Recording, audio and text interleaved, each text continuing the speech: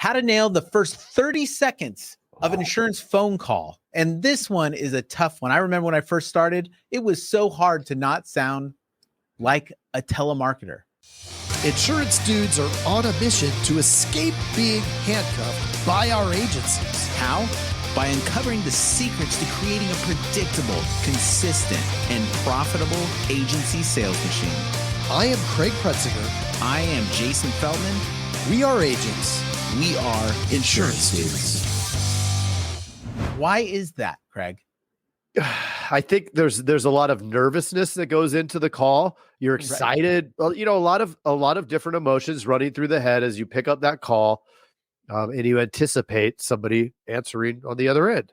Yep. And it's so important too, because in that first few seconds, you could completely lose them. If you can keep them longer than 30 seconds, you're almost guaranteed to be able to do the quote. Yeah. It's really that initial opener. Yeah. It reminds me of a story that one of our friends, Agent Josh over in California, up the coast from you, that he told us a story about somebody called a sales guy that got through all the people at his agency, finally got to him, and he remembered this guy. He stood out because the guy had such great tone. He was so upbeat. He doesn't remember what the guy was selling, but he remembers the guy. Right.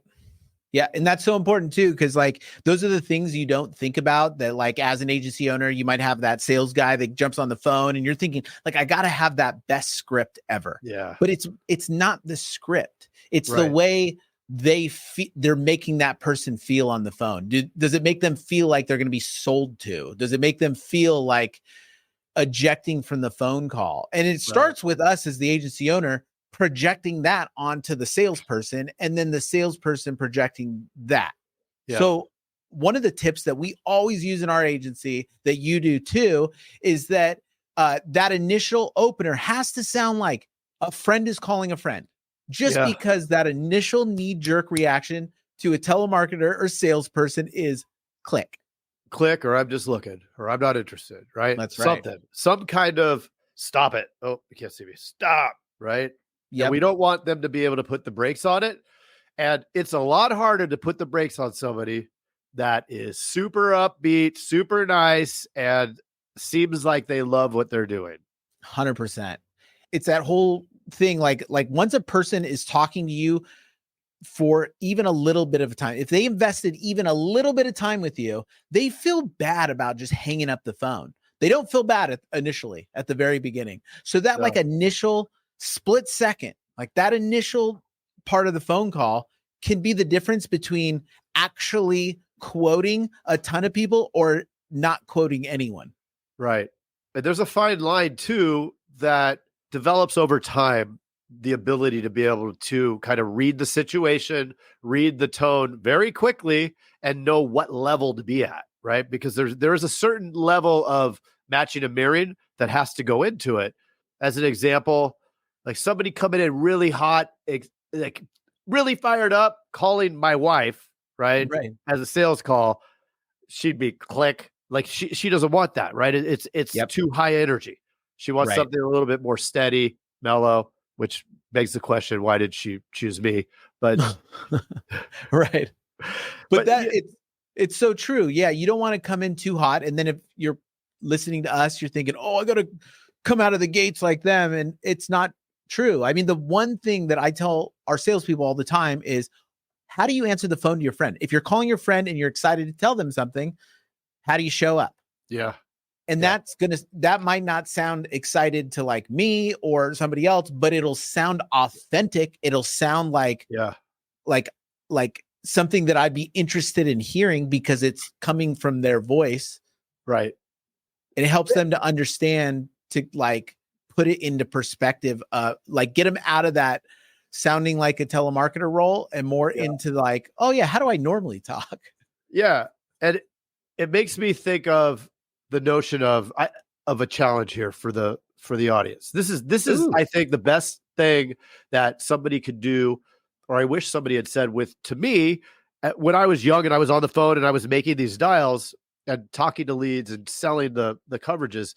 One of the things that would have been really good was to approach it the same way that we approach the the whole telefunnel idea, right? The process is it's non-emotional, and let's test, right? We don't know in North Carolina with commercial insurance making dials if it's different. Well, it is likely different than calling personal lines in Texas, right? So we may have to adapt depending on where we are, which agency we're representing, all of the different things. So we can test it, right? Follow, you make that call, you make that connection, and you come in, and however you do it, we want to be consistent. Do it over and over that same way. And then look at the results after a week, maybe, right? As a producer, this could be done. You could say, okay, I'm going to do super over the top on every call for this week and see how that goes, right? And then the next week, take it down a notch. Do that on every call. And now compare the results.